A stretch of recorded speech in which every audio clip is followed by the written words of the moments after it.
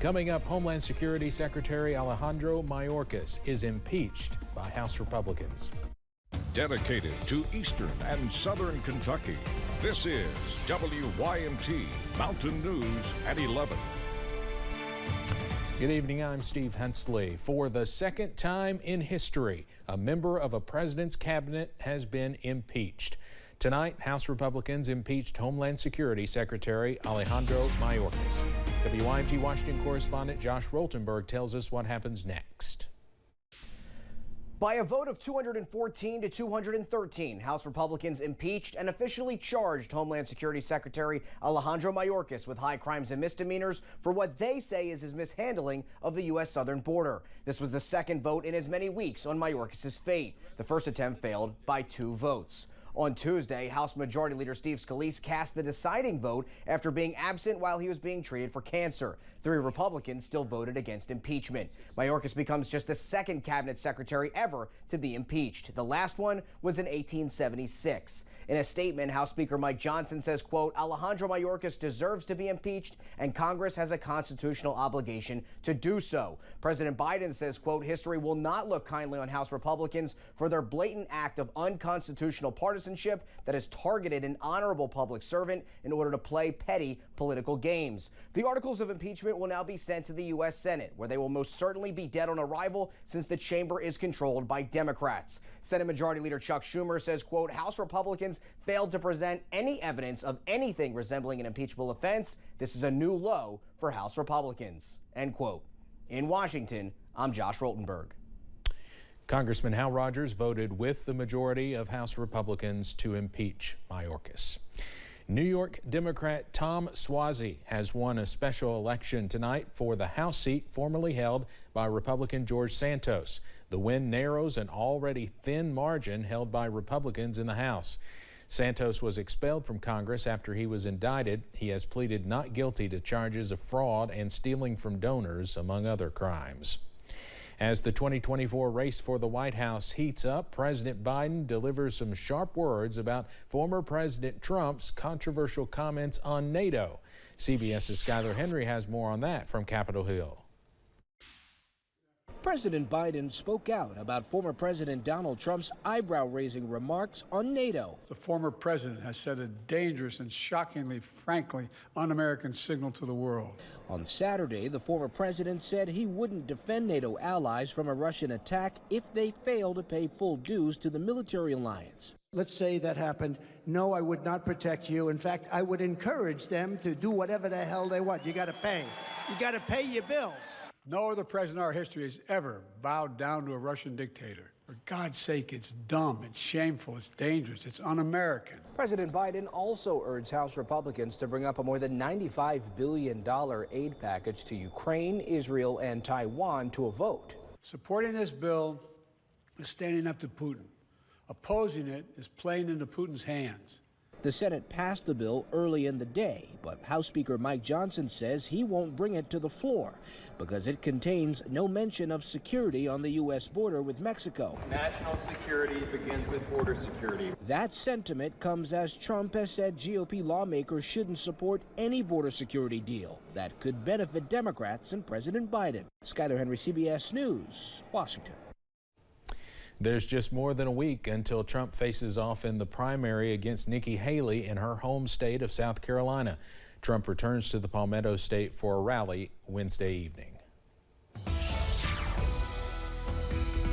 We are tracking some chilly weather as we close out your Tuesday. We are dry under a clear sky, and check out these current temperatures. Most of us are close to freezing, down to 33 in Manchester, 35 in London, also Harlan, down to 29. So below freezing for Clintwood, also below freezing for Grundy, down to 30 at this hour. Up on first alert pinpoint Doppler, we are dry as we go into this evening, all thanks to high pressure. As we zoom out, we have high pressure over portions of Mississippi, also off the Gulf Coast in Louisiana, and that will continue to bring in some more drier weather as we go overnight, and low temperatures are close to or below freezing as you wake up on Wednesday. Most of us fall into the upper 20s and lower 30s as you wake up and walk out the door for your Wednesday. So be sure to grab the jacket as more mainly clear weather is also on the way as you wake up on your Wednesday. High temperatures tomorrow top out above average. We should be in the upper 40s. We top out in the middle to lower 50s as more mainly dry weather is on tap. But we are tracking some more rain chances on Thursday and possibly some snow chances by Friday.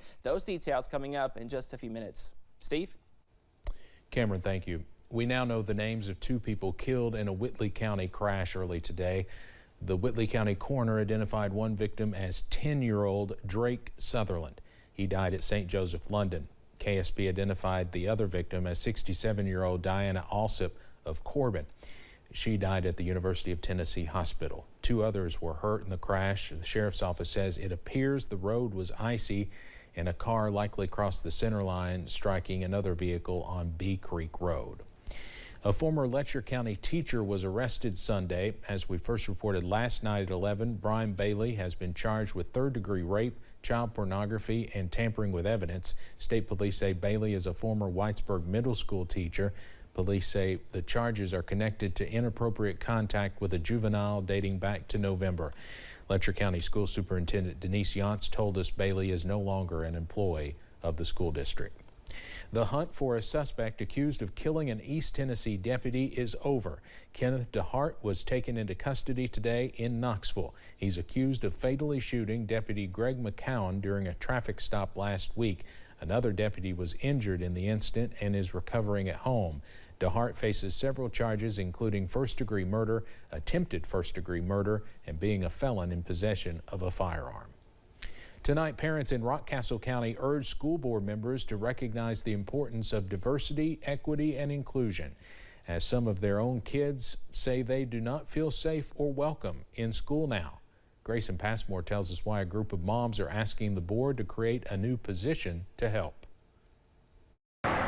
As signs welcome visitors into Rockcastle County, there are some who have lived here all their lives who say they've begun to feel anything but. One of our children had said, like they just don't care, and I think that it's really important that they know that if no one else cares, we care, and we're going to continue to fight for them and make sure that they're heard. Rochelle Riddle and 2 other moms started a group called Rockcastle Moms for moms of minority students. She says many of the kids also felt the need to start a diversity club for students elementary through high school after an incident that happened 2 years ago. It was a teacher-led discussion. It was about the N-word, and it wasn't handled properly. And we had not only those kids that were misdirected in that classroom, but the child that had told us about the incident, she came home and she didn't want to go to school the next day. Riddle says they're now advocating for a diversity, equity, and inclusion position within the school system. Our faculty is 100% white, so it's really hard for them to have someone that they can go to relate. But Riddle says a person with DEI training, especially a person of color, would give the entire district tools to communicate about people's differences in a sensitive and respectful manner. Our kids need to see people of color in leadership positions. Representation matters. And the Rock Moms group says they won't give up this fight. In Rockcastle County, Grayson Passmore, WKYT. The Rockcastle County Superintendent did not want to comment after the hearing. Meanwhile, a divisive bill on college diversity is moving forward in Frankfort. Senate Bill 6 passed the Senate 26-7 this evening along party lines. The bill would end diversity and inclusion efforts in colleges. It now goes to the House. The Floyd County School District is mourning the loss of one of its teachers. 48-year-old Vanessa Sloan died Friday unexpectedly, leaving her classroom at John M. Stumbo empty and her Mustang family mourning her loss. Those who work by her side say she leaves behind a legacy of light and love that was uniquely hers. Ms. Sloan served as an inspiration by her dedication to the students and really sharing her passion for education and relationships. And when you combine those 2 factors, it was really something magical to see. Sloan's funeral is tomorrow in Salyersville. Floyd County schools are also closed the rest of the week. People in support of restoring abortion access in the state of Kentucky rallied at the Capitol today. Right now, a woman in Kentucky cannot get an abortion unless her life is in danger.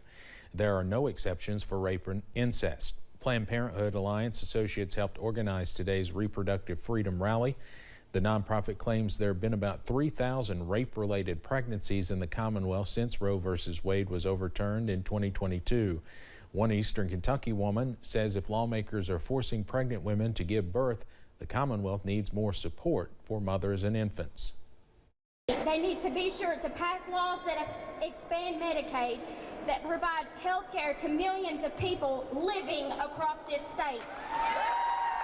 They need to expand access to food stamps that feed over 200,000 living children in Kentucky. They need to fully fund public education because education is one of the most fundamental ways to combat poverty. She also pushed lawmakers to support paid parental leave. Democratic senators in Frankfort have filed a bill that would add exceptions to Kentucky's abortion law for rape and incest. It has not made any traction with the Republican supermajority. A proposed constitutional amendment is moving forward that would freeze the property tax for older homeowners. The measure cleared the Senate with only 2 no votes. It now heads to the House. If it's approved in both chambers, it would be up to the voters to decide in this year's general election. The freeze would apply to Kentuckians 65 and older who own their own home and live there. One bill looks to change the state mineral and state rock. Right now, coal is the state mineral, but it's technically a rock. Representative Al Gentry filed House Bill 378 last month to change our state mineral, coal, to be our state rock, and change our state rock, Kentucky agate, to be our state mineral. A group of local lawmakers and members of Congress came together on Capitol Hill to fight to make sure families continue to have affordable internet access.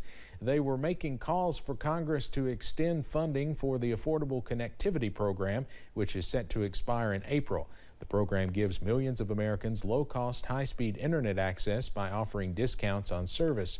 Many say it's been a crucial program to closing the digital divide, and if it ends, many could lose their access. It just connects you to so many different things, and they're going to be soon facing higher, or quite frankly, for too many, unaffordable internet prices.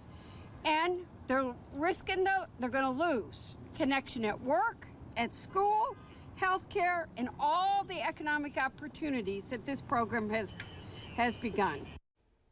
The lawmakers say the Affordable Connectivity Program Extension Act is what Congress needs to pass now. It would provide $7 billion to continue to fund the program.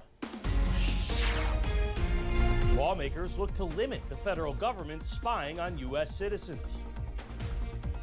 And it's billed as the largest off-road park in the state, and officials say it's already bringing in tourism dollars.